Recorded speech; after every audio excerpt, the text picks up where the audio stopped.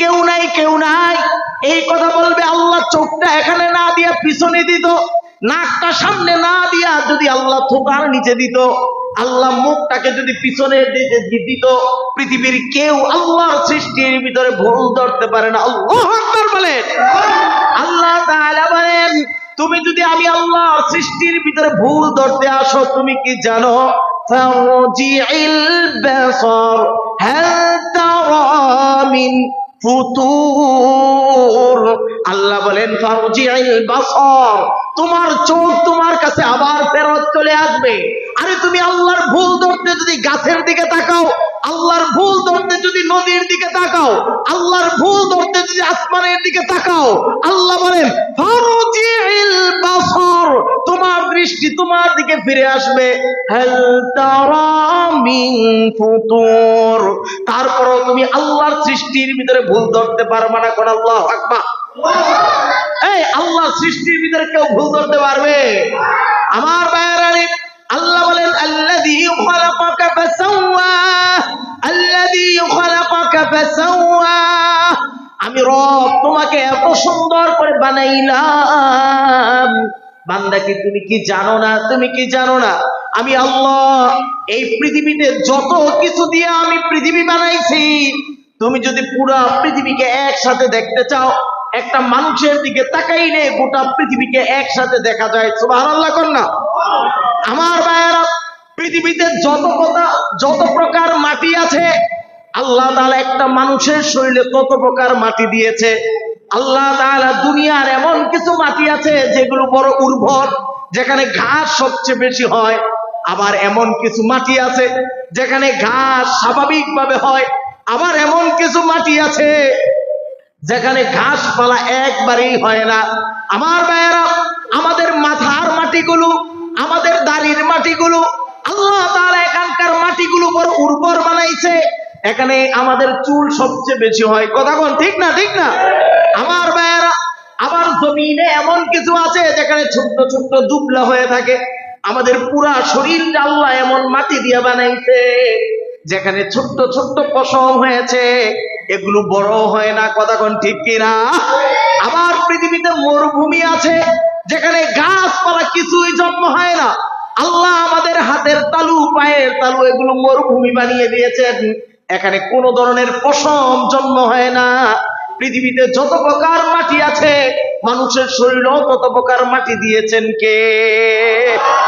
আমার ভাইয়েরা, 2 নাম্বার, পৃথিবীতে যত প্রকার পানি আছে, আল্লাহ মানুষের শরীরেও তত প্রকার পানি দিয়েছে। আমার ভাইয়েরা, দুনিয়াতে মিষ্টি পানি আছে, টক পানি আছে, তিক্ত পানি আছে, এরকম নষ্ট পানি আছে। পানি এই 4 প্রকারে বিভক্ত হতে পারে। আল্লাহ তাআলা আপনার আমার ভিতরেও 4 প্রকার পানি দিয়েছেন। আপনার আমার জিহ্বার সামনে যদি একটা তেঁতুল ধরা হয়, দেখবেন মুখটা মিষ্টি পানি দিয়ে ভরে যায়। খাবার দিতে দেরি, যেই খাবারটাকে নরম করে ভিতরে আপনার আমার খাবারটাকে পৌঁছে দেয়, এটা হচ্ছে মুখের লালা, এটা হচ্ছে একটা মিষ্টি পানি। কথা বলেন ঠিক কিনা? আমার ভাইয়েরা, আমাদের পিত্তথলিতে যেই পানি আছে, এটা হচ্ছে তিতা পানি। আপনার আমার ঘামের পানি হচ্ছে লবণাক্ত পানি। আপনার আমি পানি খাওয়ার পরে যেই পানিটা নষ্ট হয়ে যায়, যেটাকে প্রস্রাব করে ফেলে দেই, এটা হচ্ছে নষ্ট পানি। পৃথিবীতে যত প্রকার পানি থাকে, আপনার আমার শরীরে আল্লাহ তত প্রকার পানি দিয়েছে। এই জন্য আল্লাহ বলেন আল্লাযী খালাকাকা ফাসাওয়া, আমি রব তোমাকে এত সুন্দর করে বানিয়েছি, আমি রব তোমাকে সুশোভিত করেছি, তোমাকে সুন্দর করে আমি আল্লাহ অবয়ব দান করেছি। সুবহানাল্লাহ বলেন। আমার ভাইয়েরা, শুধু তাই না, এবার আল্লাহ বলেন ওয়াল্লাযী কদ্দারা ফাহাদা। এবার আল্লাহ সূরাতুল আলা 3 নম্বর আয়াতে বলেন ওয়াল্লাযী কদ্দারা ফাহাদা, ওয়াল্লাযী কদ্দারা ফাহাদা। আমি রব এরকম প্রত্যেক জিনিসের সীমানা এঁকে দিয়েছি, প্রত্যেক জিনিসের একটা সীমানা দিয়েছি। আল্লাহু আকবার বলেন না? আপনারা জানেন আমরা যে পৃথিবীতে বসবাস করি, এই পৃথিবী হচ্ছে গোটা গ্রহের ভিতরে সবচেয়ে ছোট্ট যেই গ্রহ, তার নাম হচ্ছে পৃথিবী। আল্লাহু আকবার বলেন। এই সবচেয়ে ছোট্ট গ্রহের ভিতরে আপনার আমার বসবাস। আমার ভাইয়েরা, এই ছোট্ট গ্রহের জমিন আছে, যার এক প্রান্ত হচ্ছে নরওয়ে, আরেক প্রান্ত শেষ সীমানা হচ্ছে মরক্কো। পৃথিবীর শেষ সীমানা এক সাইড থেকে পশ্চিমে হচ্ছে এরকম মরক্কো, আর পূর্ব দিক থেকে হচ্ছে এরকম নরওয়ে। পৃথিবীর একটা সীমানা এটা নির্ধারণ করে দিয়েছেন কে? আমার বাইরে শুধু তাই নয়, আপনি মনে করেন এত বিশাল বড় আসমান, আকাশের একটা নির্ধারণ আল্লাহ তাআলা করে দিয়েছেন। শুধু তাই নয়, আল্লাহ তাআলা যতগুলো গ্রহ উপগ্রহ বানিয়েছেন, সমস্ত গ্রহ উপগ্রহের জন্য আল্লাহ একটা নির্ধারিত করে রাস্তা দিয়েছেন। আমার ভাইয়েরা, মঙ্গল গ্রহ, বুধ গ্রহ, বৃহস্পতি গ্রহ, এই পৃথিবী নামক গ্রহ, প্রত্যেকটা গ্রহ যার যার রাস্তা দিয়ে চলে। একটা গ্রহ যদি আরেকটা গ্রহের সাথে বাড়ি খায়, গোটা পৃথিবীটাই তছনছ হয়ে যাবে। কথা বলেন ঠিক কিনা? আল্লাহ বলেন, ওয়াল্লাযী কদ্দারা ফাহাদা, আমি এমন এক রব, আমি আল্লাহ সব কিছু নির্ধারণ করে দিয়েছি। শুধু তাই না, বলেন তো দেখি, পৃথিবীতে সাগর হচ্ছে 7টা। কয়টা? 7টা সাগর আল্লাহ বানিয়েছেন। আটলান্টিক মহাসাগর, এরকম ভাবে প্রশান্ত মহাসাগর, ভারত মহাসাগর, আরব মহাসাগর, বঙ্গোপসাগর, এই যে সাগরগুলো আল্লাহ বানিয়েছেন, সব তো পানি আর পানি। আচ্ছা, এটার নাম বঙ্গোপসাগর, ওটার নাম প্রশান্ত মহাসাগর, এটার নাম ভারত মহাসাগর, ওটার নাম আরব মহাসাগর। এই নাম কিভাবে দেওয়া হলো বলেন? এদের পরিচয় কি? চিহ্ন কি? চিহ্ন হচ্ছে আমার আল্লাহ তাআলা একটা সাগরের পানি আরেকটা সাগরের পানির সাথে মিক্স করে না। একটা সাগরের পানি আরেকটা সাগরের পানি আলাদা আলাদা থাকে। কিভাবে জানেন? আল্লাহ তাআলা বলেন, ওয়াজআলা বাইনাল বাহরাইনি হাজিজা, আমি রব দুই সাগরের মাঝখান দিয়ে একটা পর্দা টেনে দেই। এর ভাই, যদি দেখতে চাও যাও, এরকম চরমনায়ের ময়দানে যদি যেতে চাও, দেখবা এরকম ভাবে মেঘনা নদী একটা প্রবাহিত হয়েছে, ব্রহ্মপুত্র নদী এর সাথে মিলেছে। এক নদীর পানি আর এক নদীর সাথে মিশে না। আমি কোরআনের তাফসীর বুঝার জন্য ওই ভৈরব ব্রিজের উপরে দাঁড়ায় দেখবেন, ভৈরবে যদি কখনো যাওয়া হয়, ভৈরবের ব্রিজের উপরে দাঁড়ায় দেখবেন দুই নদীর পানির ভিতরে এমন সুন্দর পার্থক্য রয়েছে। আরে আপনি যদি এখনো ইউটিউবে চার্জ দেন, সাগরের পার্থক্য কিভাবে হলো, একদিক থেকে নীল পানি, আরেক দিক থেকে একটু কালো পানি, ওইটা হচ্ছে এরকম ভাবে আরেকটু এরকম ঘুলাটে পানি। সাগরের পানিগুলোকে আল্লাহ তাআলা ভিন্ন ভিন্ন করে দিয়ে তাদের মাঝখান দিয়ে পর্দা টেনে টেনে দিয়ে আল্লাহ নির্ধারণ করে দিয়েছেন, তোমার নাম এরকম প্রশান্ত মহাসাগর, তোমার নাম ভারত মহাসাগর, তুমি হচ্ছে এরকম ভাবে আরব মহাসাগর, তুমি হলে এরকম বঙ্গোপসাগর। এই সাগরের ভিতরে আল্লাহ তাআলা নদীর ভিতরেও এরকম বঙ্গোপসাগর, আপনি বলেন শীতল লক্ষা বলেন, বুড়িগঙ্গা বলেন, সমস্ত নদীর একটা সীমানা নির্ধারণ করে দিয়েছেন কে? আরে জোরে কোন কে? আমার ভাইয়ের, আল্লাহ তাআলা বলেন, আল্লাযী কদ্দারা ফাহাদা, আমাদের আল্লাহ এমন এক রব, যেই রব শুধু তোমাকে সৃষ্টি করে নাই, যেই রব সমস্ত জিনিসের একটা পরিমাপ আল্লাহ নির্ধারণ করে দিয়েছে। ওয়াল্লাযী আখরাজাল মারআ, এবার আল্লাহ বলেন, তুমি কি জানো আমি কেমন রব? আল্লাহ বলেন, ওয়াল্লাযী আখরাজাল মারআ, আমি আল্লাহ জমিনের ভিতর থেকে সমস্ত উদ্ভিদ গুলোকে, গাছের চারাগুলো টেনে টেনে বের করেন কে? জোরে বলেন কে? কে কে? আল্লাহ। আমার ভাইয়েরা, মনে করেন ছোট্ট একটা সরিষার দানা আপনি মাটির ভিতরে বপন করেছেন। আরে ভাই, এই যে ছোট্ট সরিষার দানার উপরে ক্যাপসুলের মতো একটা কাভার রয়েছে, এটা মাটির ভিতরে যাওয়ার পর এই কাভারের ভিতরে আরেকটা নরম বস্তু আছে। পচতে তো ভিতরেরটা পচার কথা, কিন্তু উপরের শক্তটা পচে যায়। আমার ভাইয়েরা, ওই ভিতর থেকে দুর্বল চারাটা মাটির ভিতর থেকে ধাক্কা ধাক্কা উপরের দিকে উঠে আসে। আল্লাহ বলেন, তুমি যে কুমড়া বিচি লাগাও, লাউ বিচি লাগাও, এক আঙ্গুল নিচ পরিমাণ মাটির ভিতরে লাগায়া দাও। তুমি কি কল্পনা করেছ আমি আল্লাহ লাউয়ের এত শক্ত আটিটা আমি এটাকে পচাইয়া নরম করে দিয়া তার ভিতর থেকে নরম একটা ছোট্ট দুর্বল একটা চারার ছোট্ট বাচ্চাটাকে আমি মাটিটাকে কেমনে ধাক্কায় ধাক্কায় উপরের দিকে উঠায়া, আল্লাহ বলেন এটা দুনিয়ার কেউ করে না, যিনি ওঠান তিনি কে? এই জন্য বলেন তিনি কে? এই জন্য বলেন ওয়াল্লাযী আখরাজাল মারআ, আমি আল্লাহ এই উদ্ভিদগুলো টেনে টেনে উঠাই। আল্লাহ বলেন শুধু তাই নয়, ফাজআলাহু গুসাআন আহওয়া, আল্লাহ বলেন জানো আমি গোটা পৃথিবীকে যেমন সুন্দর করে সাজাই, আমি যেমন সমস্ত হায়াওয়ান জানোয়ার জীব জন্তুকে বানাই, আমি যেভাবে আল্লাহ উদ্ভিদগুলোকে মাটির ভিতর থেকে টেনে বের করি, যেমন সুন্দর করে পৃথিবীকে সাজাই, সবকিছুর সীমানা যেমন ভাবে আমি আল্লাহ দেই, আমি আবার আল্লাহ চাইলে ফাজআলাহু গুসাআন আহওয়া, আমি সব কটাকে ভেঙে চুরমার করে এগুলোকে টুকরো টুকরো করে দেওয়ার ক্ষমতা কার? জোরে বলেন কার? এ ভাই আল্লাহ প্রমাণ করে দিয়েছেন। আরে সামান্য দুনিয়ার বাংলাদেশের একটা ক্ষমতার চেয়ার পাওয়ার পর বহুত অহংকার দেখাও, মানুষের উপর জুলুম করো, নির্যাতন করো, দোকান থেকে চাঁদা উঠাও, কেউ একটা বিল্ডিং বানাতে গেলে সেখান থেকে চাঁদা নাও। এ দুনিয়ার নেতা খেতার দল, ভালো করে শোন, আল্লাহ বলেন না না না, তোর এই ক্ষমতার চেয়ার থাকবে না। আমরা এই চম্পারা হাজারো নেতাদেরকে দেখেছি, আবার তাদেরকে লাঞ্ছিত অপমানিত হয়ে মৃত্যুবরণ করতো আমরা দেখেছি, ঠিক কি না? আরে জোরে বলেন ঠিক কি না? কোথায় গেল তাদের ক্ষমতার দাপট? কোথায় গেল তাদের ক্ষমতার দাপট? যারা ক্ষমতা দেখাতো তারা লাশ কুটিয়ে বাংলাদেশ থেকে পালিয়ে যেতে বাধ্য হয়েছে, ঠিক কিনা?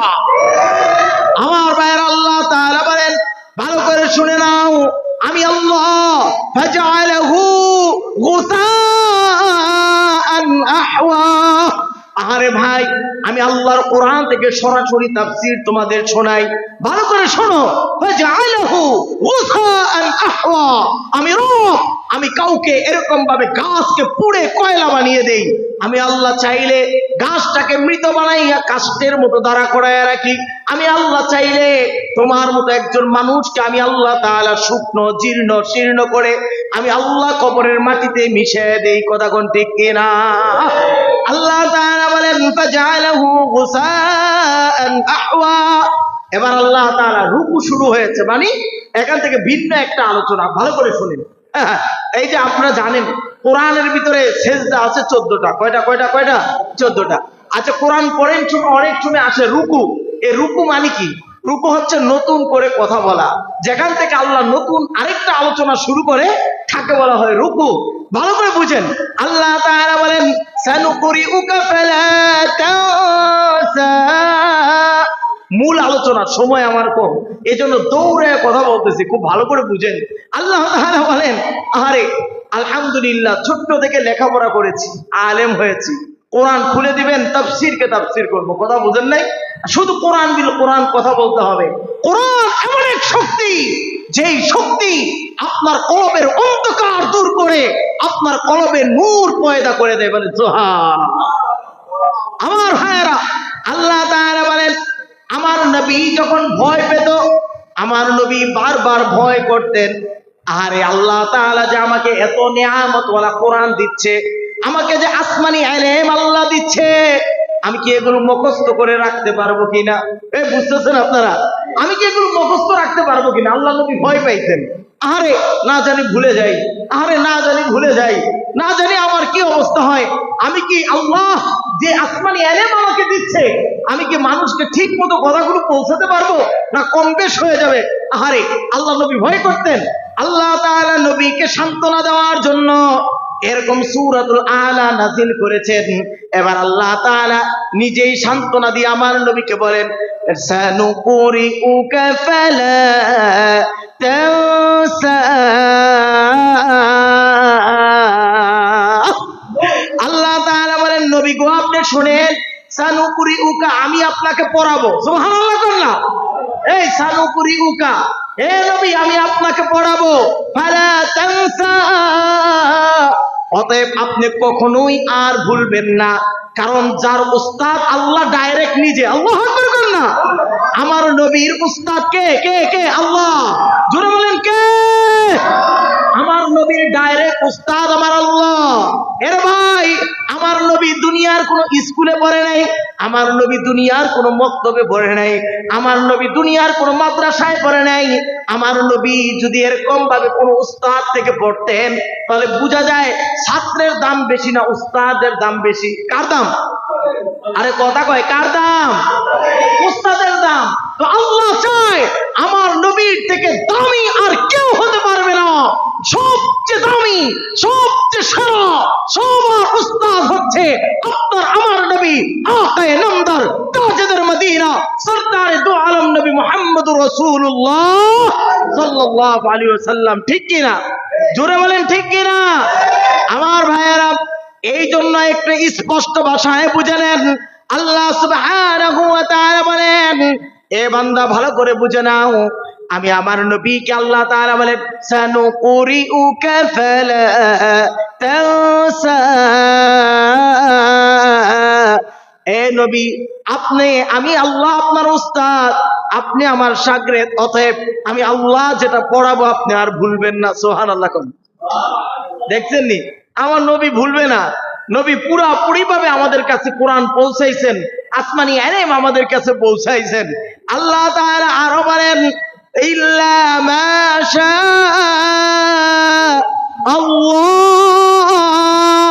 আল্লাহ, ইল্লা মা শা আল্লাহ। তবে শুনে নেন, আমি আল্লাহ যেটা চাই ওইটুকু আপনি ভুলে যাবেন।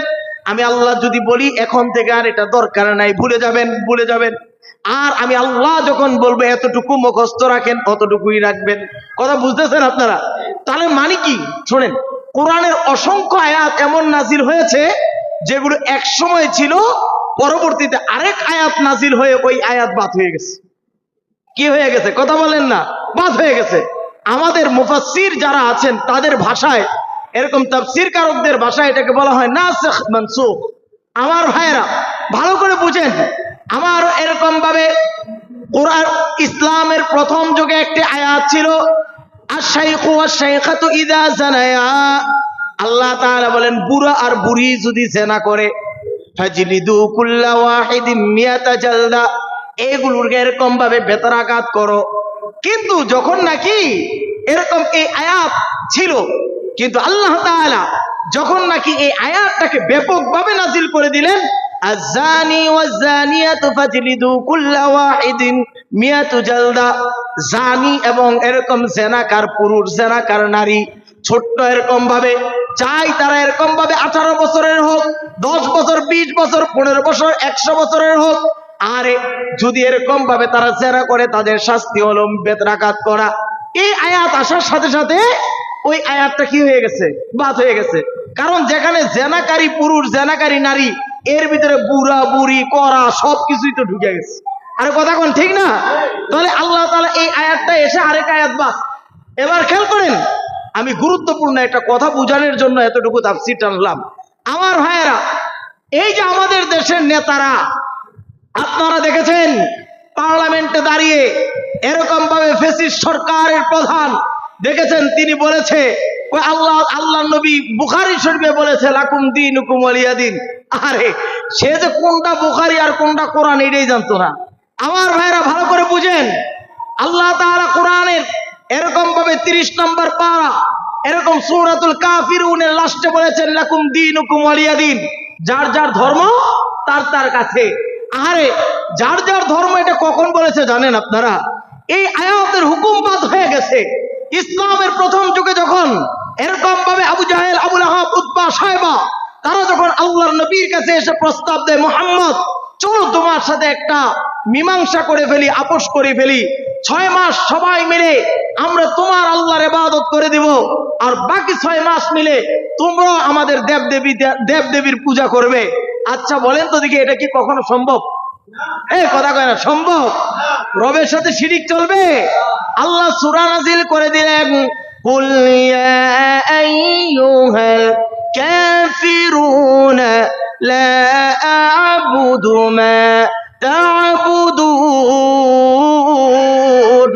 এরে কাফেরের দল শোন, তোমরা যার ইবাদত করো আমি মুহাম্মদ তার ইবাদত করি না। কথা বলেন ঠিক কিনা? এ আমার ভাইয়েরা, তখন আল্লাহ তাআলা বলে দিলেন, মুহাম্মদ আপনি তাদের বলে দেন, লাকুম দীনুকুম ওয়ালিয়া দিন। তুমি তোমার ধর্ম পালন করো, আমি আমার ধর্ম পালন করব। কিন্তু যখন সূরাতু আল ইমরানে আল্লাহ তাআলা এই আয়াত দ্বিতীয়বার নাজিল করে দিলেন, ইন্নাদ দীনা ইনদাল্লাহিল ইসলাম, আল্লাহর কাছে একমাত্র মনোনীত ধর্মের নাম কি? আরো জোরে বলেন, কি কি? আমার বার একমাত্র মনোনীত ধর্মের নাম ইসলাম। ইসলাম আসার পর মানব তৈরি তন্ত্র মন্ত্র আর কোনো চলবে না, আর কোন ধর্মের কোন এরকম ভাবে পাঠ থাকবে না। একমাত্র ধর্মের নাম কি হবে বলেন না? ইসলাম। একমাত্র ধর্মের নাম কি? আল্লাহর পক্ষ থেকে একমাত্র ধর্মের নাম, মনোনীত ধর্মের নাম হচ্ছে ইসলাম।